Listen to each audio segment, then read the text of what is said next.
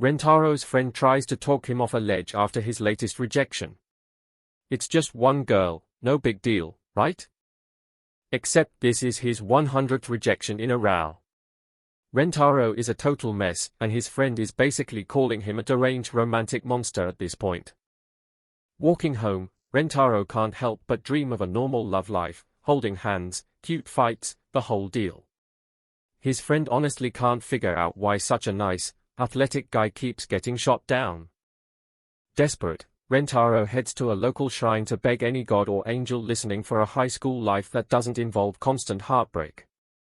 Suddenly, a massive, wrinkly face pops right out of the donation box, scaring the absolute life out of him. This is the shrine god, and he's not a thief, he's here to deliver some destiny. He tells Rentaro that he's actually destined to meet his soulmate in high school. The god goes into full exposition mode, explaining that a soulmate is the most perfect romantic match anyone could ask for. Apparently, when these two people meet, they'll feel a literal shock and fall head over heels instantly. Rentaro is just happy to hear he's finally got some luck coming his way. But then the god drops the real kicker: Rentaro isn't getting just one soulmate. He's getting 100. Fast forward to the first day of high school, and Rentaro is hyped. He's walking through the halls when he accidentally collides with two girls. He ends up on the floor with Hanazono Hikari and Inda Karane. They lock eyes, and then it happens, the zing. That weird feeling from the shrine hits all three of them at once. Rentaro realizes these are the first two soulmates he was promised. Hikari claims she's sprained her ankle, looking all soft and vulnerable, while Karane just looks flustered and annoyed. Rentaro immediately bursts into tears, feeling terrible for hurting them on day one. Hikari is touched by his sincerity, but Karane acts like a total tsundere, insisting she doesn't need his help. He's freaking out, thinking he's some kind of monster who brings pain to everyone he touches. Next thing he knows, both girls are latched onto his arms. They start bickering over who gets to lean on him, leaving Rentaro completely stuck in the middle. They're hugging him so tight he can't even think straight. Between the scent and the closeness, he feels like the luckiest telephone pole in the world. They introduce themselves properly, and then Hikari mentions a rumor about a field of pink four-leaf clovers that guarantee love. The girls dash off to find the clover, completely forgetting their sprained ankles from a minute ago. 4 hours later, Rentaro finishes helping someone else and finds the girls are still out there, searching the grass with everything they've got. He finds Karane first, who's frantically digging through the bushes. She tries to play it cool, acting like she's just looking for a good place to do her business. Rentaro sees right through her and offers her a drink to help her cool down. She snatches it away, claiming she's only drinking it so it doesn't go to waste, but she's clearly touched. As she walks away, Karane manages one last blushing, "It's not like I'm grateful," before disappearing. Rentaro realizes she's a textbook giant tsundere.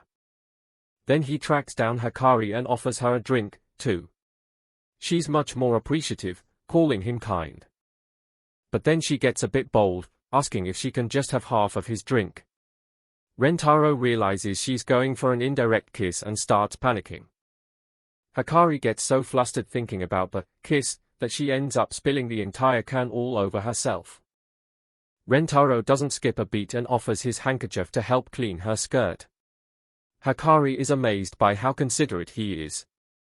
She takes his hand, and Rentaro is practically melting. Her hands are so soft he can barely keep his cool. That's when Hikari goes for it, confessing that she fell in love the moment they met.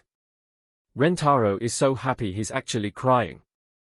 But the moment is ruined when Karane shows up with a mountain of drinks she bought just for him. The two girls start arguing immediately. Karane tries to deny her feelings at first, but then she accidentally blabs her own confession. Now they are both standing there, faces red, demanding that Rentaro picks one of them right now. Rentaro is completely torn. He manages to buy himself one night to think it over, heading home to deal with the best dilemma of his life. Hours later, he's still losing his mind. He loves them both and honestly can't see himself choosing. The shrine god pops up in his room again to clear things up. He confirms that they are both legitimate soulmates. Turns out, the god accidentally added 2 extra zeros to Rentaro's soulmate count because he was distracted by a movie on TV. And here's the dark part, if a soulmate doesn't find happiness with their partner, they'll end up dying in a freak accident. Rentaro realizes he can't just pick one and let the other die. He starts plotting a way to secretly date them both at the same time. The next morning, he shows up to school looking absolutely wrecked. He spent the entire night preparing for this moment. The girls are waiting for his answer. Hikari asks if he's made up his mind, and Rentaro confirms he's ready as he starts to bow deeply. He comes right out and asks them both to be his girlfriends. Kurane is absolutely floored, screaming about how insane he is. Rentaro is practically begging them now. He knows it sounds crazy, but he's sure he can date both of them without either one ever finding out. Suddenly, he snaps. He starts headbutting the wall, calling himself an idiot for even thinking about lying to them after they were both so honest with him. Rentaro gets on his knees and confesses that he loves them both too much to choose. He asks them both to go out with him, promising to make them the happiest girls in the world. He pulls out 2 pink 4-leaf clovers, shocking the girls. They both spent hours looking and couldn't find a single one, yet he found 2 in one night. He admits he saw how hard they were working and just wanted to do something romantic. Kurane is still screaming, but Hikari is starting to look a little moved. Rentaro gives them the clovers with the most sincere, blushing face imaginable. It's so pure that both girls literally short-circuit and start screaming into the sky. Hikari is the first to cave, admitting she'd rather share him than lose him. Kurane is still having a mental breakdown over the whole polyamory thing. Kurane eventually gives in too, though she does it with a classic tsundere threat to ruin his life if he doesn't treat her right. Rentaro is overjoyed. The god's voice chimes in, reminding us that while Rentaro is happy now, he's still got 98 more soulmates headed his way. This is going to be a very crowded relationship. The next morning, Rentaro's dream of walking to school with his girlfriend finally comes true, except there are 2 of them.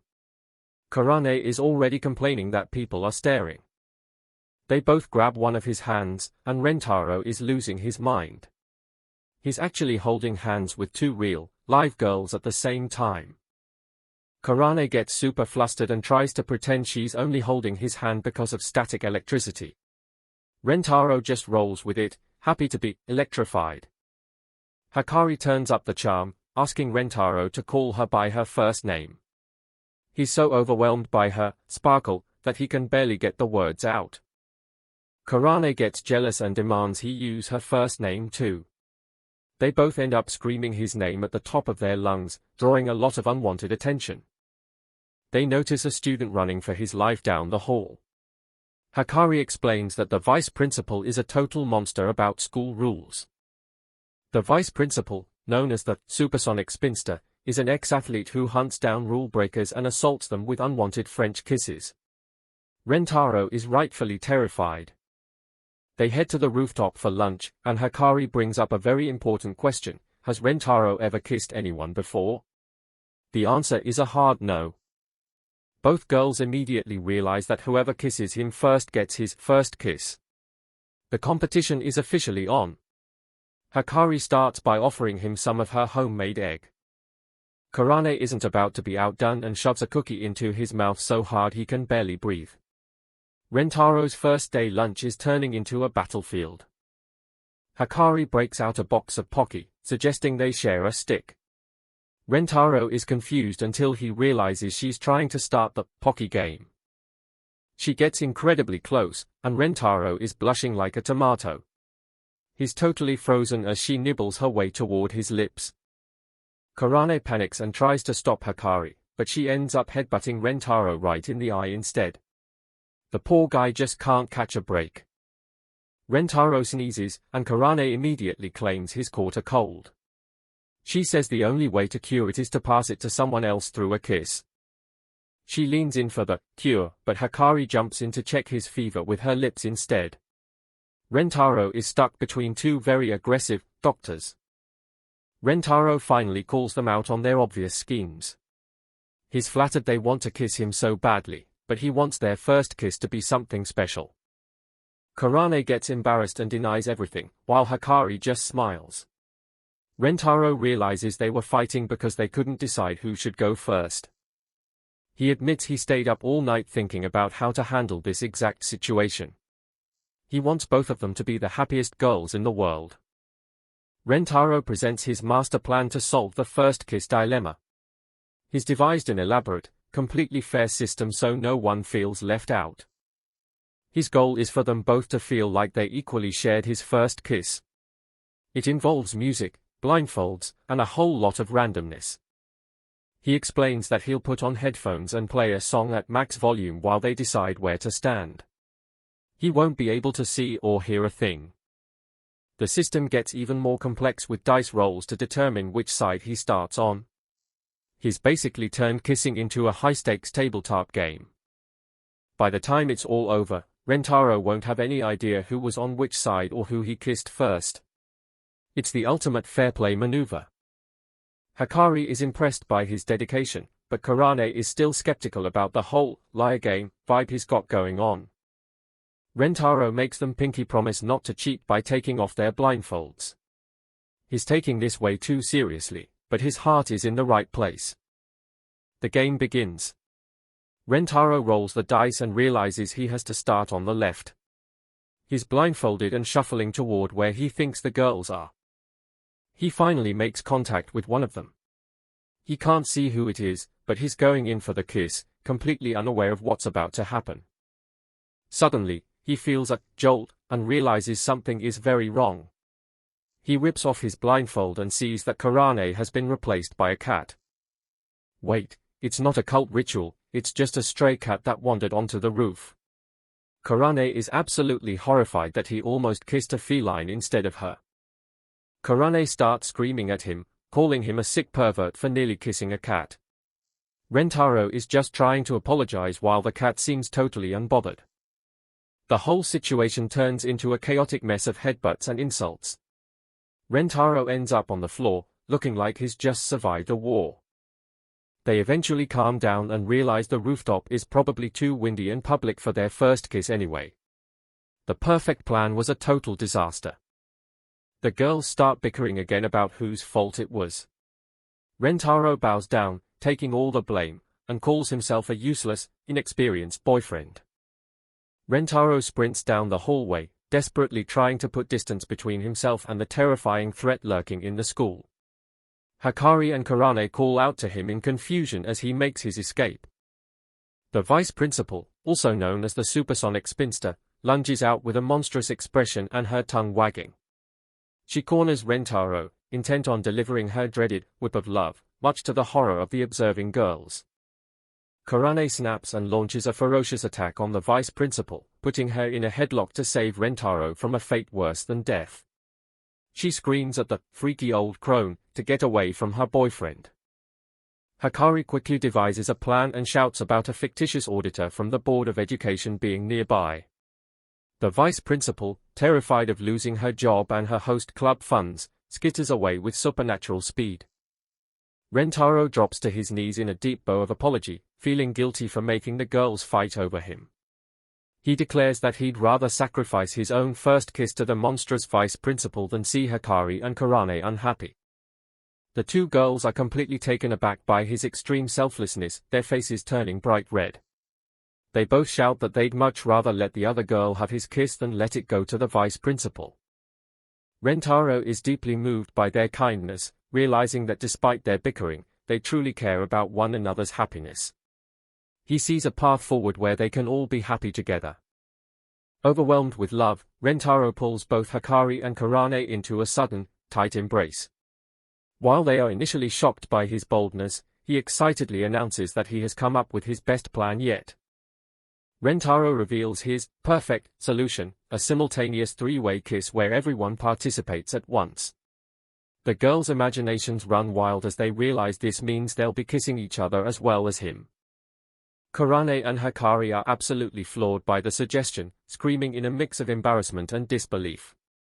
Rentaro clasps their hands firmly, his eyes full of determination as he begs them to believe in his vision for their relationship. The three of them stand together in a moment of quiet connection, their hands intertwined. It's a strange and unconventional start, but the bond between them is undeniably strong. A few days later, Rentaro visits the school library and encounters a tiny, delicate girl with long brown hair. This is Yoshimoto Shizuka, who appears to be searching for something among the vast shelves of books. Karane and Hikari are secretly tailing Rentaro, watching his every move with narrowed eyes and jealous pouts. They notice him helping the new girl and immediately start to fume with suspicion.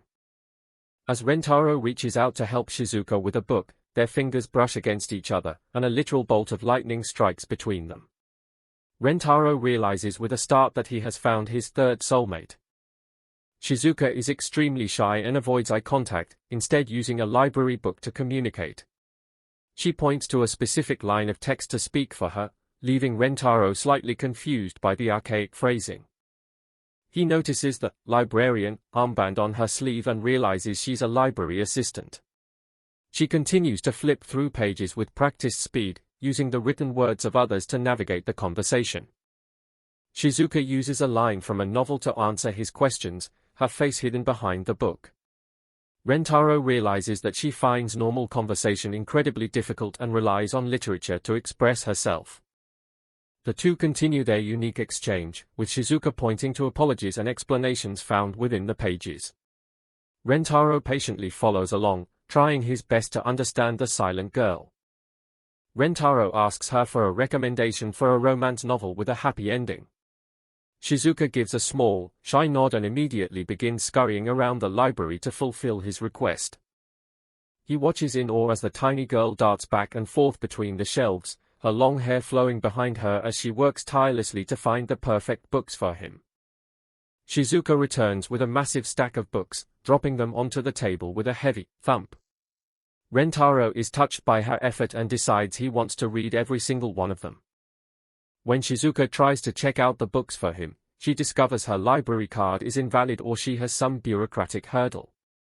She is devastated, but Rentaro kindly offers to borrow her own personal copy of a book instead. Rentaro thanks her warmly, and Shizuka is so flustered she can barely stand. He introduces himself properly as Ijo Rentaro and learns that they are actually in the same class. That night, Rentaro stays up late reading the book she lent him, a tragic romance called Circlet Love Story. He finds himself deeply moved by the emotional struggles of the characters. The next day in class, Rentaro returns the book, admitting he was so captivated that he read the whole thing in one sitting. Shizuka is visibly moved by his genuine interest in her favorite story. Rentaro asks Shizuka to come with him so he can return the sequel she also gave him. Meanwhile, Hikari and Karane watch from the doorway, their jealousy reaching a boiling point as they see him getting closer to another girl. Sitting together on a park bench, Shizuka explains through her book that she has always lived through stories because she felt she didn't belong in the real world. She reveals that she has never had a person she could call a friend until now. She expresses deep gratitude to Rentaro for not shunning her because of her strange way of communicating. Rentaro looks into her eyes and sees a reflection of his own past loneliness. He realizes how much Shizuka has suffered and feels a strong urge to protect her and make her happy. He asks to borrow the next volume of her favorite series, promising to return it as soon as possible. Shizuka gives him a small, hopeful smile, feeling a connection she's never felt before. Over the next few days, Rentaro remains incredibly busy, staying up late for reasons he keeps secret. Shizuka waits for him in the library, her thoughts constantly drifting back to him. A painful memory flashes through Shizuka's mind of a girl yelling at her to just talk normally and calling her creepy. The trauma of being rejected for her silence still haunts her. Rentaro finds Shizuka in the library after her duty ends. He looks tired but has a bright expression as he tells her he has something important to show her. He asks her if she has a smartphone and, after she nods, he hands her a small SD card. He instructs her to install a specific app and copy the data from the card onto her phone. Shizuka is stunned to discover it's a text-to-speech app, and Rentaro has painstakingly typed every single word from her favorite book into it so she can use the characters' voices to speak. Rentaro explains that now they can look each other in the eye while they talk, rather than having to stare at a book. He acknowledges that it's not a perfect replacement for her own voice, but he wanted to make things easier for her. He reassures her that he will never pressure her to talk out loud and that he just wants to help her communicate with others more easily. His sincerity is overwhelming for the shy librarian. Using the app for the first time, Shizuka selects a phrase and the phone speaks for her, saying, "I love you." The words echo in the quiet room, catching Rentaro completely off guard. Overcome with emotion, Rentaro takes her hands and confesses that he loves her too. Shizuka begins to cry tears of joy, realizing she has finally found someone who truly understands her. Rentaro brings Shizuka to meet Hikari and Karane, nervously asking for their permission to add her to their relationship. The two girls react with predictable shock, wondering if he has completely lost his mind. Hikari eventually breaks down in tears of relief, glad that he's being honest rather than trying to hide it. Karane continues to shout, though it's clear her anger is more about the absurdity of the situation than actual malice. Rentaro remains steadfast in his commitment, even when Karane jokingly tells him he should commit seppuku to atone for his greed. He declares that the love triangle has officially become a rectangle, and with 97 soulmates left to find, his journey is just beginning. Rentaro introduces Hikari and Karane to his new girlfriend. Karane's got that whatever look, while Hikari tries to be welcoming. Shizuka uses her phone's text-to-speech to talk, which confuses Karane. Rentaro explains she uses book quotes to communicate. Rentaro starts pointing out all their cute habits. Karane twirls her hair when she's embarrassed, and Hikari can't stop fidgeting with her fingers. Shizuka finds a quote about osculation in her book. Rentaro realizes she's asking about kissing and asks if she wants to try it. Shizuka quickly pivots, using a quote about staying pure until marriage. Rentaro's cool with it, telling her they can just go at her pace. At lunch, the girls start competing to feed him. Rentaro's got food coming at him from 3 different directions and only one mouth to work with. Rentaro stayed up all night studying how to make them all best friends. He pulls out a deck of cards, ready to put his plan into motion. He suggests a game of Old Maid where the winner gets to tickle the loser. He figures a little shared laughter will break the ice. Round 1 ends with Karane in last place. She tries to act tough, telling him to do his worst like it won't affect her. It definitely affects her. Rentaro goes all out, and Karane's tough girl persona melts into a mess of squirming and giggling. Hikari is the next loser. She immediately starts unbuttoning her shirt, thinking this is a much lewder game than it actually is. When Rentaro finally tickles her, she has a reaction so intense she calls it ecstasy. Rentaro's just confused and a little concerned. Round 3 goes to Shizuka. Rentaro is genuinely curious how a quiet girl like her handles being tickled. She ends up laughing through her phone's electronic voice.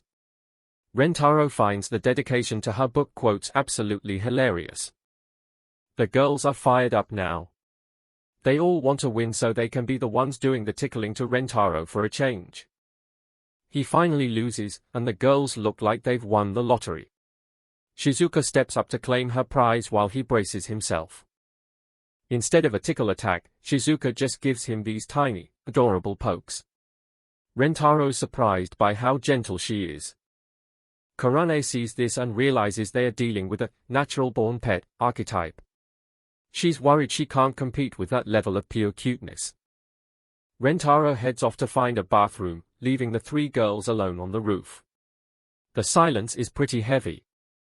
Karane breaks the tension by staring Shizuka down. She wants to know why the librarian is being so distant. She calls Shizuka out for holding back. She knows the girl wants to be closer to Rentaro but is acting like a scared stranger. Hikari joins in, telling her there's no reason to hide. Karane's blunt about it, she's a girlfriend now, not some random side girl. Shizuka finally snaps and admits she's terrified. She feels like she's surrounded by goddesses and doesn't belong with them. Karane is taken aback by the confession. She didn't realize Shizuka was dealing with that much self-doubt. Hikari thinks the whole thing is just too adorable. She grabs Shizuka, telling her she's plenty cute in her own quiet way. They agree that they should all be on first-name basis from now on. Even Karane offers a rare apology for being so aggressive. Rentaro watches the bonding moment from the doorway. He's relieved his plan actually worked better than he hoped. He realizes that if they're going to be honest with each other, he has to be brave enough to handle all their feelings too. He joins them again, ready for another round, but Shizuka has a different request this time. She tosses the "staying chaste" quote out the window and admits she really wants to be kissed. Rentaro is more than happy to hear that. He tells her he was hoping she'd say something. He starts petting her head, and Shizuka snuggles into his hand like she never wants him to stop. He leans in and gives Shizuka her first kiss. It's a sweet, quiet moment that seals their bond. The other two girls are watching from the side, completely dazed by the sudden romantic turn. Hikari can't stay on the sidelines for long. She strikes a pose, asking if he thinks she's as cute as Shizuka. Rentaro doesn't hesitate. He tells all of them they're the cutest girls in the world, which is exactly what Hikari wanted to hear. He gives Hikari her kiss, leaving her in a total trance. Now it's just the blonde twintail's turn. He whispers that Karane is adorable when she's flustered. She immediately starts punching him, screaming, "Dummy," to hide her blushing face. He manages to catch her for a kiss anyway. She tries to act tough afterward, but her face is beet red. Rentaro looks at his three amazing girlfriends, feeling like the luckiest guy on the planet. They're all so different, but he loves it. Fast forward to exam results day. Everyone's crowded around the board, but Rentaro is more focused on the quiet girl leaving the room. He meets Nano Iai, the top student in school.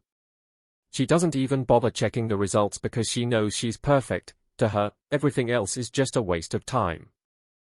Rentaro is checking the exam results when he gets hit with that soulmate feeling all over again.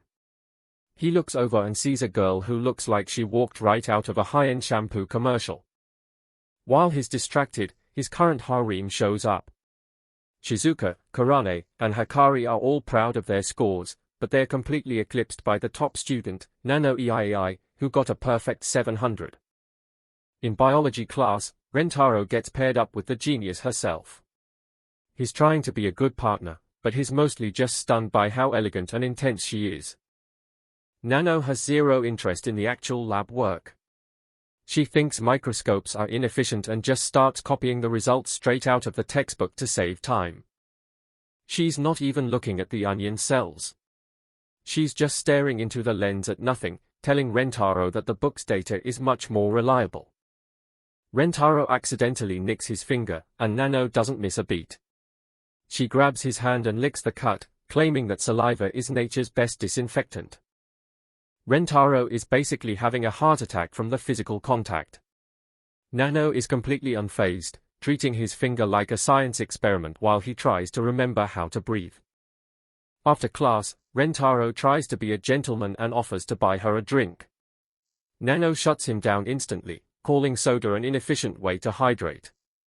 She gives him a whole lecture on how fun is a waste of time because it doesn't raise your grades or improve any useful metrics. She leaves him standing there, calling their entire conversation an unproductive use of time. Rentaro's starting to realize this soulmate might be a tough nut to crack. Later on, Nano is in the study hall, and she's working so hard it's actually scary. Rentaro stops by to thank her again, but she's barely listening. She's clearly frustrated, her pen even snapping under the pressure. She's trying to calculate why she feels so irrational whenever he's around. She's spiraling, trying to find a logical reason for why she licked his finger. To her, any action without a clear benefit is just a bug in the system. She's huffing and puffing over her math sheets, deciding that this Rentaro problem needs to be resolved once and for all.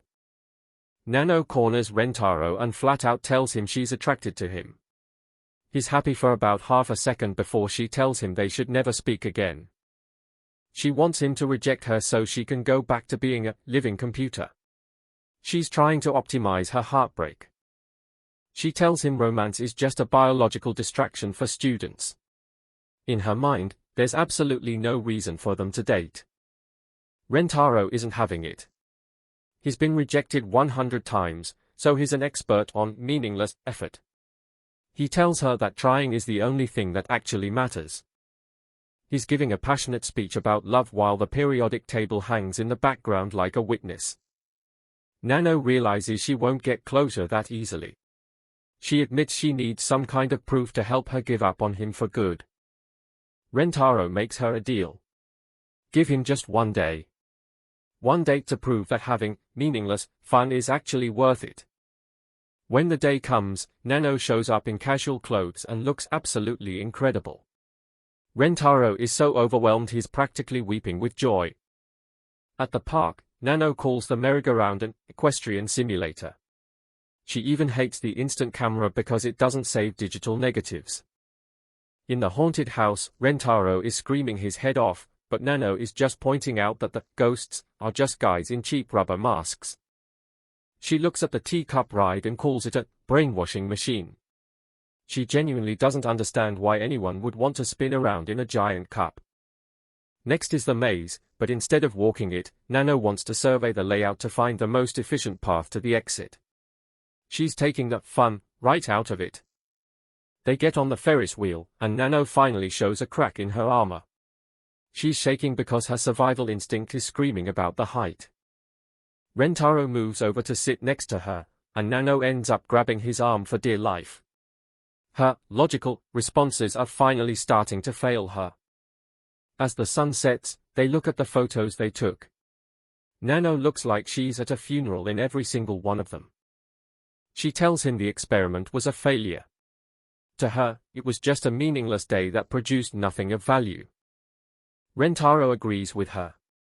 If it was truly meaningless, then the photos are just trash. He pulls out a lighter and offers to burn them right there. Nano stares at the pile of memories. Rentaro is ready to erase their entire day if she really doesn't care about it. Just as he's about to flick the lighter, Nano lunges forward and grabs the photos. She can't let him destroy them. Rentaro catches her in the act. He tells her she's afraid of losing them because deep down, she knows today was special. Nano finally breaks down. She admits she doesn't want the day to be meaningless. The tears are proof that her logic finally lost to her heart. Once she dries her eyes, she goes right back to her efficient self, cleaning him up with her handkerchief and even doing the saliva thing again. She officially asks to be his girlfriend. She wants to spend more time learning about all the meaningless things she's been missing out on. Rentaro reaches out, welcoming her into the group. It took a whole day of logic-defying fun, but he finally won her over. Nano doesn't waste any time and goes in for a kiss. For her, if you have a goal, you should achieve it as efficiently as possible. Rentaro is in a daze while a mascot in the background is having a minor existential crisis watching them. Rentaro breaks the news to the other girls, and they are definitely not happy about the new addition. Nano suggests he should just poison himself for efficiency. Hakari is fuming because Nano got a private date first. She pulls out her phone and finds the biggest pool ever, deciding they're all going there next. Karane stares at herself in the mirror, feeling a bit out of place in her school uniform while everyone else is getting ready for the pool. She thinks about Rentaro and hopes he'll like how she looks, even if she's too shy to admit it. The day finally arrives. Rentaro is buzzing with excitement as he sees the massive crowds at the new pool. He's ready for a fun-filled date with all his girlfriends. Hakari and Nano show off their stunning swimsuits, looking absolutely incredible. Nano, ever the logical one, even brought her textbook to read by the pool. Poor Shizuka is looking a bit overwhelmed by the whole situation. Rentaro is practically moved to tears by how cute his girlfriends are. He's especially touched by Shizuka's modesty, wearing her school gym clothes to the water park. But wait, where's Karane? Karane finally shows up, but she's still wearing her school sweater over her swimsuit. She claims she's just cold, but it's clear she's just too embarrassed to show off her new outfit. The girls try to encourage her to take it off, but Kurane isn't budging. She's being her classic tsundere self, even giving a little kick when Rentaro gets too close. The group jumps into the massive whirlpool, which is flowing quite fast. Shizuka is caught in the current and starts spinning around uncontrollably, looking like a little doll in her floaty. Hikari, being her usual flirtatious self, decides to use the current to her advantage and presses herself right up against Rentaro. He's trying his best to stay decent, but it's not easy with her around.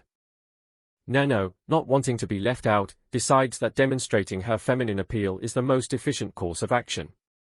She joins in on the squeezing action, much to Rentaro's overwhelming shock. Rentaro is pushed past his limit. Between Hikari and Nano's combined efforts, he actually faints right there in the pool. The girls are horrified and immediately scramble to save him. Hikari is about to give him mouth-to-mouth resuscitation when Nano steps in, claiming it would be more efficient for her to do it. The two of them start arguing over who gets to save him while Rentaro remains unconscious. Meanwhile, poor Shizuka has been swept far away by the strong current. She's completely lost and has no idea how to get back to the others. She's truly become a castaway in the middle of the pool. Shizuka finds herself on a tiny island in the middle of the whirlpool. She tries to use her phone to call for help, but she's too shy to even use the text-to-speech feature out loud. Back with the others, Hikari and Nano are still panicking. They decide the most logical thing is to find a staff member to help them resuscitate Rentaro. They are all running as fast as they can. As they are running, they are suddenly intercepted by a group of rowdy-looking guys. They are clearly looking for trouble and start hitting on the girls, much to their annoyance. The guys aren't taking no for an answer and start grabbing at Hikari's arm. She's trying to get away, but they're being incredibly persistent and creepy. Nano and Hikari aren't about to take this lying down. Nano prepares to efficiently disable their attackers, while Hikari is ready to fight back as well. Things are about to get intense. The guys are taken aback by the girls' fierce response. They are starting to realize they messed with the wrong crew. Meanwhile, Kurane is still struggling with her own embarrassment back by the pool. Nano decides the most efficient solution is for her to stay behind and distract the guys while Hikari goes to find help for Rentaro. She's willing to sacrifice herself for her friends. Hikari is hesitant to leave Nano alone, but she knows Rentaro's life is on the line. She promises to come back as quickly as she can with help. Just as the guys are about to close in, Rentaro suddenly appears. He's somehow regained consciousness and is ready to protect his girlfriends from anyone who dares to bother them. Rentaro uses his iron claw grip technique to grab the leader of the group by the head. He's absolutely furious that anyone would try to lay a hand on his precious girlfriends. The guys are completely shocked. They can't believe this guy is dating both of these beautiful girls. They demand he prove it by kissing them both right then and there. Without missing a beat, Rentaro grabs Nano and gives her a big kiss. He's not about to let these guys disrespect his relationships. The guys are absolutely flawed. He then moves over to Hikari and gives her a kiss as well. The guys are losing their minds, convinced they've stumbled upon some kind of crazy polyamorous cult. They are getting out of there as fast as they can. With the trouble settled, Rentaro and the girls finally reunite with Kurane. But they quickly realize that Shizuka is still missing. They all start panicking as they head back to the whirlpool to find her. Rentaro dives back into the whirlpool, shouting Shizuka's name at the top of his lungs. He won't rest until he's found her and made sure she's safe and sound. He finally spots her on that tiny island and rushes to her side. Shizuka is so relieved to see him that she practically bursts into tears. Rentaro apologizes profusely for leaving her behind. Rentaro carries Shizuka back to the others, who are all overjoyed to see her safe. They've finally all been reunited, and they can finally start enjoying their day at the pool properly. Shizuka is so happy she finally found her voice and shouted for Rentaro herself. She's starting to gain more confidence, thanks to him and the other girls. As the day winds down, Kurane is still sitting by herself, feeling a bit left out. Rentaro notices and comes over to check on her. He's always looking out for all of them. Rentaro sees through Kurane's tough exterior and realizes she was just feeling insecure about her own swimsuit compared to the others. He tells her how incredibly cute she looks, which makes her blush furiously. Kurane finally takes off her sweater, revealing her adorable frilly swimsuit. Rentaro is absolutely smitten. He tells her she's just as beautiful and special as any of the other girls. They share a tender moment together, with Kurane finally letting her guard down a little bit. She's so happy that Rentaro loves her for exactly who she is, even with her prickly personality. Rentaro gives her a warm hug, telling her that nobody is better or worse than the others. They are all uniquely beautiful and he loves them all more than anything in the world. As they hold each other, Kurane can feel Rentaro's heart beating just as fast as her own. It's a truly special moment that they'll both remember for a long time. The chapter ends with a close-up of Kurane, looking absolutely adorable and more in love than ever. Rentaro is truly the luckiest guy in the world to have these four amazing girls by his side. Rentaro walks into the lab and immediately gets hit by that familiar shock. It's another zing, and this time he's looking right at a girl in a lab coat. He'd been searching for the soulmate he caught a glimpse of yesterday. He finally tracks her down at the chemistry lab and knocks on the door. Inside, he meets Yakuzan Kasuri. She's an eccentric student who ends every sentence with "I," and she's thrilled to have a guinea pig, a visitor. Before he can even introduce himself, she pulls out a human magnet potion. Rentaro isn't sure if he's in a chemistry club or a wizarding school. She tells him it'll turn the iron in his blood magnetic. Rentaro is skeptical but decides to down the sample anyway. Suddenly, every metal object in the room is flying at him. Even Kasuri gets sucked in and stuck to his chest because opposites attract. Things get even weirder when she admits she wears diapers so she never has to leave her experiments. Rentaro looks like he wants to vanish into the floor. Despite her being a total weirdo, seeing her sparkle with pure joy over her work makes him realize she's definitely a soulmate. Rentaro's heart is pounding, but Kasuri has an explanation for that too. She reveals the tea he drank was actually a love potion. She confesses she fell for him the moment they met. Now that he's dosed with medicine, she figures he won't be able to refuse her. Instead of going along with it, Rentaro immediately tries to throw it all back up. He's determined to reject the drug so he can love her for real. Kasuri starts to cry, thinking he hates her. He quickly clarifies that he wants to accept her feelings as himself, not because of some chemical. His body starts convulsing from the overdose. Kasuri panics and scrambles to find a neutralizer before he actually dies in her lab. She ends up kissing him to force the medicine down. It's a chaotic first kiss, but it saves his life and clears the drug from his system. Once he recovers, Rentaro looks at her with a blush. Kasuri realizes her potion failed because his heart was already maxed out on love for her. She's so moved she drops into a full-blown kowtow, begging him to go out with her. Rentaro tells her she doesn't need to go that far. Suddenly, a cloud of smoke clears and a tall, stunning woman appears in her place. Rentaro is completely caught off guard. It turns out this is her true form. She's a third year and the head of the club, but a failed immortality drug turned her into a little kid.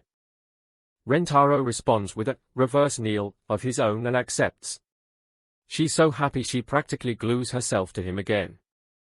He takes her to meet the rest of the girlfriends. It's time for the official introduction to the harem. Rentaro introduces Kasuri to the group. Nano immediately starts calculating how dating multiple people achieves optimal efficiency. Kasuri is back in her small form, drooling over a test tube. Kurane is already wondering if they've just joined a rehab group. Kasuri tries to make friends by offering Kurane some bus-beginning medicine. Kurane is absolutely offended by the implication. She loses her cool and starts folding Rentaro like a piece of origami.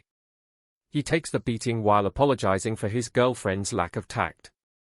Then Hikari drinks some hot stuff medicine, and her clothes start melting right off. She decides to use the moment to try and seduce Rentaro. He tosses her his tracksuit to cover up, which she immediately starts sniffing with a very intense look on her face. Shizuka gets some bun medicine and ends up with a pair of rabbit ears. She looks like she walked right out of a fantasy story. Rentaro can't help but give the ears a little pet.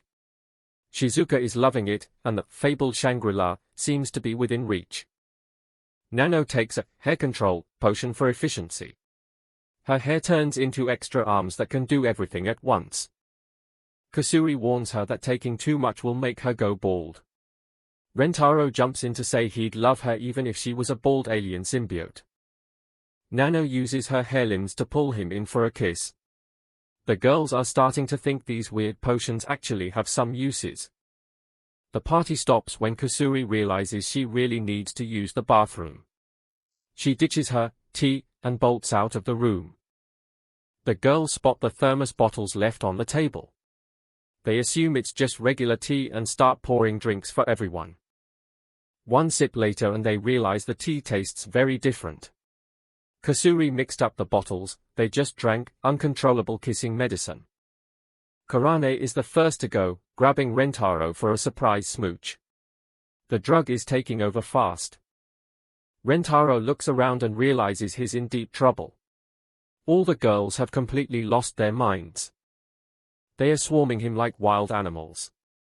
Kusuri explains the side effect, they lose all brain function except the urge to kiss. They've officially become kiss zombies. They'll wander around forever looking for the lips of the person they love most. It gets even worse, if they don't get the reversal medicine within an hour, their original personalities will be erased forever. It's a race against time in Resident Evil, Kissage. Rentaro and Kusuri dash back toward the lab to make a cure. They are sprinting through the hallways when they run into the vice principal. She's not happy about the running in her corridors. Kusuri panics and throws face-melting medicine at her by mistake. The VP's makeup dissolves, revealing a face only a monster could love. Rentaro is being swarmed by kiss zombies. He tells Kusuri they need to split up and make a break for the lab separately to draw them away. Shizuka is hot on his heels. Rentaro thinks he can outrun her since she's smaller and slower than the others, but he's already surrounded. He manages to get Shizuka into the nurse's office, but she's still in full zombie mode. He's panicking, trying to figure out how to calm her down without getting kissed. He tries to distract her with a cooling patch for her fever, but her zombie-like persistence is overwhelming. She's completely lost to the medicine's effects. Shizuka is pouncing on him with non-stop kisses. Rentaro is losing his mind, unable to think straight as he's pinned down. He realizes he can't just hide forever. He hangs Shizuka on a curtain rod to buy himself some time to escape and find the cure. He's back in the hallway and spots Karane and Hikari. They are spinning toward him like a pair of high-speed drills, totally synchronized in their zombie state. In a move straight out of a pro wrestling match, Karane launches Hikari at him like a human projectile. It's the Hikari attack, and it's devastating. Now both Karane and Hikari are pinning him against the wall. Rentaro feels his consciousness fading as they double-team him with kisses. Even as zombies, they are still acting like their usual selves, fighting over who gets to kiss him first. Their competitive nature hasn't changed at all. The two of them start kissing each other by mistake. Rentaro watches in shock as his girlfriends turn their zombie-like attention toward one another. They are completely locked in a passionate embrace, forgetting all about their rivalry for a moment. It's a bizarre side effect of the medicine. Rentaro thinks their friendship has somehow evolved into a different kind of love. He uses the distraction to scramble away and head for the chemistry lab. He finally reaches the lab, hoping Kusuri is already there. But instead of an empty room, he finds Nano waiting for him. Nano is in full kiss zombie mode, prowling the room with a cold, focused determination. Rentaro ducks into a storage locker to hide. He knows he can't stay hidden forever. He's counting on Kusuri to make it to the lab so they can put their plan into action. Kusuri suddenly bursts into the room, gasping for air. She managed to escape the other girls, but she's exhausted. Outside, Nano has smashed through the window. Her zombie strength is off the charts, and she's coming straight for them. Kusuri and Rentaro huddle together, whispering a new plan. They need to find a way to bait Nano and get to the medicine. Nano is scanning the room like a machine. She's realized they're working together and is adjusting her tactics to trap them both. Rentaro feels guilty for putting them in this situation. He refuses to abandon them to their fate, even if they are currently trying to kiss him to death. Kusuri starts crying, blaming herself for always causing trouble with her medicines. She just wanted to make everyone happy. Suddenly, she has an idea. She remembers she has a single dose of the reversal medicine hidden away in an emergency kit. She tells Rentaro they can use it on Nano first to get her back to normal. But before she can hand it over, the bottle shatters on the floor. They only have a tiny amount of medicine left. Kusuri transforms back into her adult form to buy them more time. She tries to distract Nano with her surprised appearance, but Nano isn't interested in her. She's only got eyes for Rentaro. Kusuri is tied up and gagged by Nano's zombie-like focus. Rentaro is on his own, and the clock is ticking down fast. Rentaro sprints through the lab, pushing his body to the limit. He needs to move faster than the kiss zombies to survive. Nano catches up to him and pins him down. She's leaning in for the final kiss, and Rentaro is completely out of options. In a last-ditch effort, he shoves the remaining medicine into his own mouth and kisses Nano back. It's the only way to save her. Nano slowly starts to regain her senses. Kusuri managed to break free and is cheering them on from the sidelines. Kusuri reveals it was all part of her plan. She knew she'd shrink back down eventually, which would let her escape her bonds. The girls are all back in the nurse's office, waking up with massive headaches. They have no memory of what happened during the outbreak. Karane and Hakari are sweating, trying to hide the fact that they actually remember every embarrassing second of their zombie kissing spree.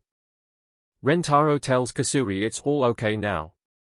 He's not angry, even though her medicine almost turned everyone into permanent zombies. Kusuri is sobbing, truly sorry for what she's done. Rentaro promises he'll help her fix any trouble her medicines cause in the future. He tells her never to lose her passion for making medicine. It's one of the things he loves most about her. Kusuri throws her arms around him, her tears finally turning into a smile. She loves Rentaro and her chemistry in equal measure. Later that week, the whole group heads to the Rabuzono Flower Park for a date. It's a beautiful day, and everyone is finally relaxed. They are checking out the local events when they hear about a special bouquet toss. The winner gets a professional wedding photo shoot. They are interrupted by the arrival of the Guerrilla Syndicate, a notorious biker gang that's also after the prize. Their leader is a giant, muscular woman. Rentaro's girlfriends are fired up. They are not about to let some gang ruin their chances of a wedding photo with their boyfriend. They officially form the Rentaro family. The Rentaro family is united and ready. Hakari, Karane, Shizuka, Nano, and Kusuri stand behind Rentaro, all fired up to win the bouquet toss. The competition is fierce. The guest thrower is Barbaran, a former shot put representative, and she launches the bouquet like a cannonball. The vice principal watches with a grin, promising true despair. Chaos erupts as the Guerrilla Syndicate members try to muscle their way through. Karane isn't having any of it, grabbing one of the huge bikers by the hair as they try to play dirty. Karane is in full Thunder Strength mode, outmuscling the Syndicate members. She declares herself part of the Guerrilla Syndicate, now, showing off strength that leaves even the bikers terrified. The Syndicate unleashes their secret move, the Guerrilla. They spin around, creating a massive wind vortex that blows the bouquet, and the participants, away. The wind is so strong that Shizuka, being light as a feather, gets swept up into the sky. Rentaro watches in horror as his tiny girlfriend becomes a human paraglider, soaring high above the park. As the wind dies down, Shizuka begins to plummet. Nano and the others watch helplessly, but Rentaro is already moving, tracking her trajectory to save her from a nasty fall. Rentaro catches Shizuka just in time, skidding across the pavement. In her arms, she's clutching the bouquet. The Rentaro family has claimed victory through a literal miracle from above. Victory is theirs. The Rentaro family celebrates their win, but now they face a new challenge, deciding which one of the 5 girlfriends gets to have the wedding photoshoot with Rentaro. Karane proposes a game of truth or dare, using straws to decide the winner fairly. Secretly, she's devised a master plan based on Nano's hyper-efficiency to ensure the best outcome. Karane's plan backfires immediately. She thought Nano would always pick the closest option, but Nano's dedication to optimum efficiency is beyond human understanding, leaving Karane in despair. The winner is Kasuri. She's so happy that her inside and outside voices switch, and she begins a grade school level celebration dance, ecstatic about wearing a wedding dress. Kasuri's joy is short-lived when she realizes how much Hikari wanted this. In a rare moment of maturity, she offers her winning straw to Hikari, wanting her friend to be happy. Hikari is touched, but she has a better idea. Instead of just one girl, they all dress up for a group wedding photo. It's a chaotic, beautiful scene that perfectly represents their unique relationship. After the shoot, Hikari pulls Rentaro aside. She looks stunning in her dress, but there's a somber tone in her voice as she thanks him for all the happiness he's given her. With a pained smile and tears welling in her eyes, Hikari drops a bombshell that shatters the peaceful atmosphere. Rentaro-kun, please break up with me. Rentaro is frozen in shock, unable to process what he just heard. Before he can ask for an explanation, Hikari is whisked away by the event staff to return her dress. In the changing room, Rentaro is a mess. His heart is racing as he tries to figure out what Hikari meant. When he emerges, the others tell him she hopped in a car and left immediately. Rentaro tries calling her phone, but she isn't answering.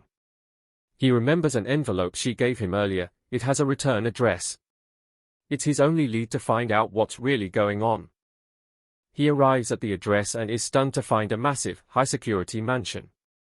High up in one of the windows, he spots Hikari looking out, like a princess trapped in a tower. The security guards spot him and move to intercept. Just as things look bleak, his phone rings. It's a landline number, and when he answers, it's Hikari on the other end. Hikari tries to sound cold, telling him she's tired of their relationship and he should move on. But Rentaro knows her too well. He can hear the pain in her voice and refuses to believe her lies.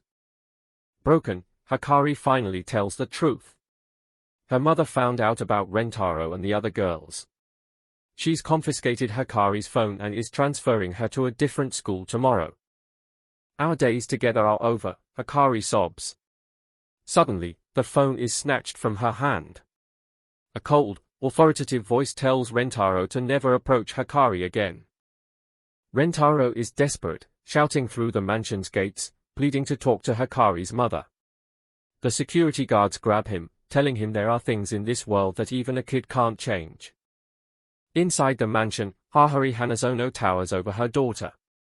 She's beautiful but terrifyingly cold, declaring that she will send Hikari far, far away to keep her from Rentaro. Hikari begs for mercy, promising to obey if her mother just won't hurt Rentaro. Hahari pulls her into a tight, stifling hug, promising to exterminate any insect that threatens her flower. Rentaro is left alone in the dark street, the harsh words of the guards and Hahari ringing in his ears. He feels small and powerless against the overwhelming wealth and influence of the Hanazono family.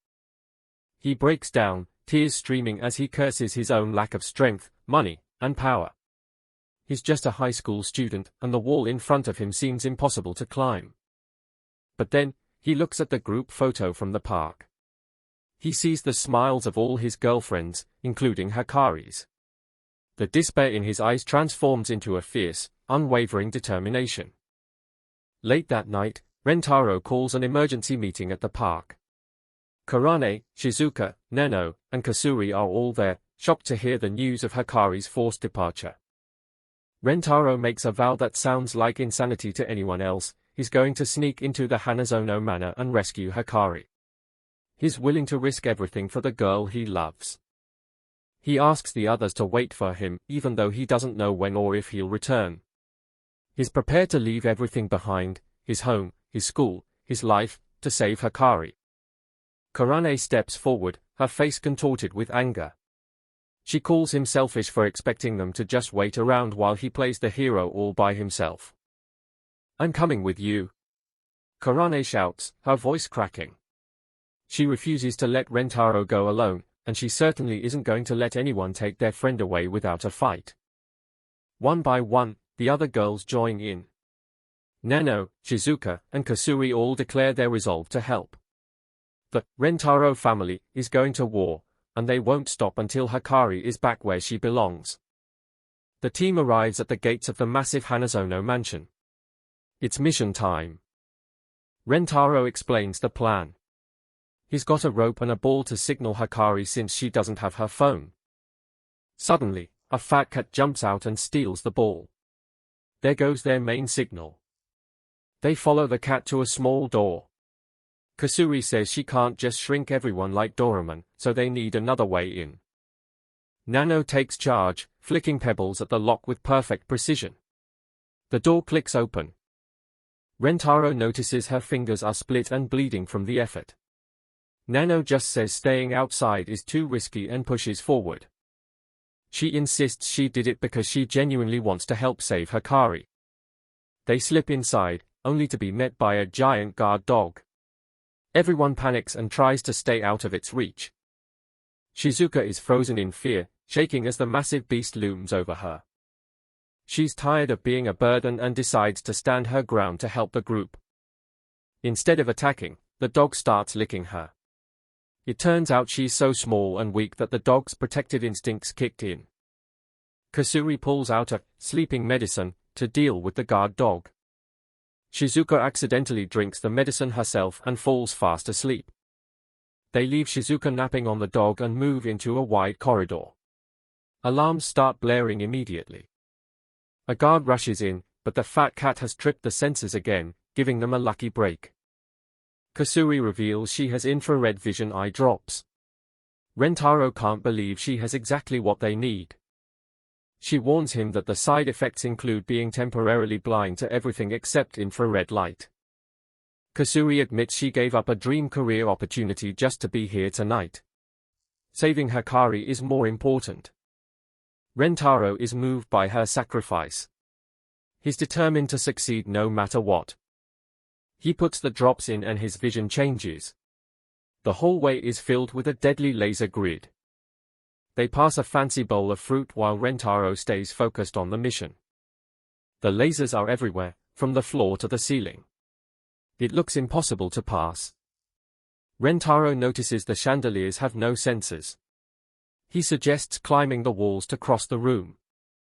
He and Kurane get tied together to ensure they can stay braced against the walls as they move. They start shimmying along the top of the wall, high above the laser sensors. Kurane is panicking because of the physical closeness. She's screaming at him to stop, rubbing against her. They make it to Hikari's door. Rentaro tells the others to hide while he heads inside. He enters and finds Hikari crying over a collection of photos. She's heartbroken. As soon as they talk, an alarm goes off. The door was a trap to catch anyone trying to escape or enter. Guards surround them instantly. Hahari Hanazono enters the room, towering over everyone. Hikari begs them to leave. She's terrified that her mother will ruin Rentaro's life if he stays. She believes her love is a burden and that he'd be happier without her. They are brought to a separate room to talk. Hahari makes it clear she's in control. Rentaro stands firm and asks for her blessing to make Hikari happy, expressing his sincerity. Hahari scoffs at his promises. She begins to explain why she doesn't believe in love. She tells him how she fell in love at 13, only for her partner to die shortly after she got pregnant. She's lived with that hole in her heart ever since. To her, love is just a path to heartache. She's determined to separate them so Hikari doesn't have to suffer like she did. Rentaro is overcome with emotion. He starts sobbing at the tragedy of her story. His tears wash out the eye drops. As his vision returns to normal, he looks directly at Haruhi. The shock hits them both instantly. It's a zing. Haruhi is soulmate number 6. Meanwhile, the other girls are still hiding in the bushes, desperately pretending to be cats to stay hidden. Haruhi is in a daze. It's been 16 years since she felt a romantic spark like the one she just got from Rentaro. Out of nowhere, she asks him to go out with her. She's totally smitten despite him being her daughter's boyfriend. Karane is losing her mind at the audacity. Haruhi panics and tries to play it off as a mom joke. Haruhi shifts gears and brings out a custom-made lie detector. She wants to see if Rentaro is actually for real. She's convinced the cameras will show Hikari that he's a fraud. Rentaro, though, is happy to have a chance to prove his love. She picks Karane for a demo first. She starts with a simple question about Karane's cup size. Karane tries to lie about it, but the robot calls her out instantly. The machine is brutal, and Karane is fuming that she's being embarrassed by a hunk of metal. Then Haruhi asks the big one, does she love Rentaro? Karane tries to act like she doesn't care. She can't keep it in and screams that she loves him more than anything. The machine confirms it's the absolute truth. Rentaro is absolutely floored by Karane's intense confession. Now it's Rentaro's turn. He declares he'd die for Hikari's happiness, and the lie detector confirms he means every word. Haruhi is struggling to process how this insect could actually be so faithful. Suddenly, a maid bursts in with an emergency. Hikari is on the verge of doing something desperate. Karane grabs Haruhi in a headlock, giving Rentaro the chance to bolt and save Hikari. She tells him she'll wait for him forever if she has to. Rentaro thanks her and runs. Haruhi tries to struggle, claiming her motherly love is stronger than anything. Karane isn't backing down, shouting that a best friend's love is just as powerful. Rentaro reaches the balcony and sees Hikari standing right on the edge. Meanwhile, the rest of the group is still in the bushes, desperately meowing to keep their cover. Hikari is crying. She thinks she's a curse and that Rentaro will be trapped by her family forever if they stay together. She doesn't want to ruin his life, so she's ready to end it all right there. Rentaro won't hear a word of it. He tells her living without her is the only thing that would make him unhappy. He asks her to stay by his side for the rest of their lives. Hikari finally breaks and admits she wants to be with him forever too. She tries to step back inside, but the wet ledge is too slippery. She falls. Rentaro doesn't hesitate for a split second and dives off the balcony after her. He catches her hand mid-air, while everyone watching from the ground is in total shock.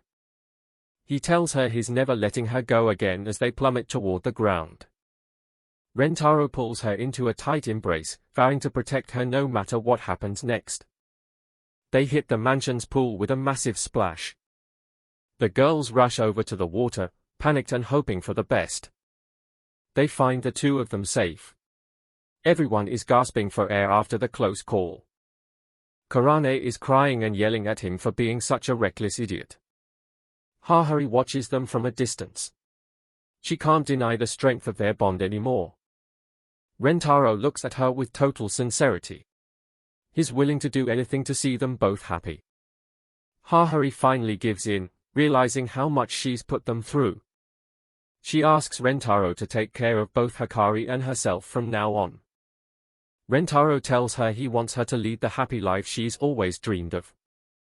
Haruhi is so moved she smooshes him right into her chest.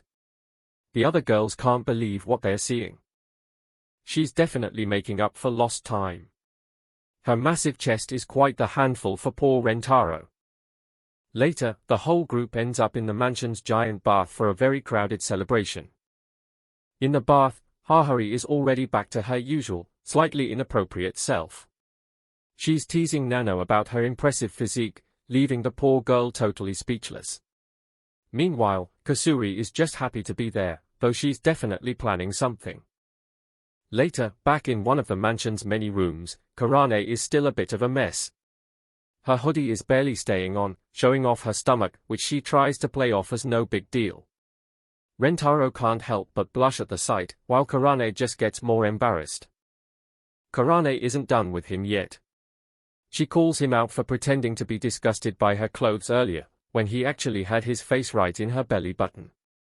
Rentaro tries to defend himself, saying he was just trying to keep them from falling. She decides she needs revenge, and pulls him down into her lap. She starts rubbing his face against her, which is honestly more of a reward for Rentaro.